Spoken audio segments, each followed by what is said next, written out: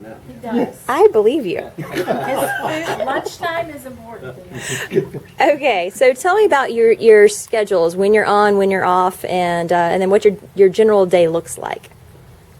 Well, we work generally 5 days a week, and then we're off 2. Here we're off Wednesday and Thursday, and they're off Monday and Tuesday. Okay. So we have been at other parks that have different schedules. Most of them that we've worked in Georgia, though, we've been 5 day and 2. But we basically get up and check the bathrooms first thing. Here we do a ride around and check the campsites and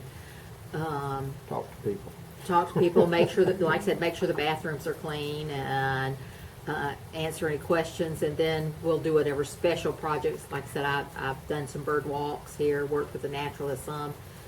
Randy's done some building projects, and he'll work on those till lunchtime. Okay. And And then lunchtime and naps. yeah, Lunchtime and naps are very important to campground hosts. Yeah, I mean, you got to figure we're not 40 years old anymore, so we've worked our lives and we're trying to enjoy the rest of it. So we work 7 to 8, or in the morning until about 11. You have lunch, you take your nap, your siesta in the afternoon, and then you go back to work for the evening. So it's not hard. It's just that you got to get used to it, and it It's really a great it's- lifestyle. It really is. Being a campground host But is a wonderful lifestyle. Other parks work systems different ways. It depends on what park you're at. We just came from a park, we worked 4 days on and 4 days off. Others, 3 on, 3 off. It's all up to the managers how they want to set it up. So it's just, you never know. So it's like we said in the very beginning, call, find out what your duties are going to be and what your work's good. And if you don't like it, then you can tell them, no, I'm not coming, or yes, I'll be there.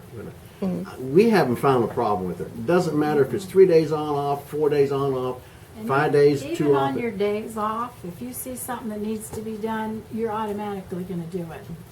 Because it's your park. Most and of you- us It's are your- like that. And- We take pride in what what we're doing. You're going to sit in your RV and do nothing for 2 days? Yeah. I mean, yeah, now we're new here. We're going to do some exploring around, but after you're here a couple months, you've seen all of that, so you're going to do other things. You're going to ride around and check things just to keep yourself busy. Because if you don't, you just it's part of the lifestyle. You want to talk them with we chose to volunteer in the park system rather than going into a public park, Right. like a KOA or something, and work, because we didn't want it to be a job. And Right. when you're paid, Right.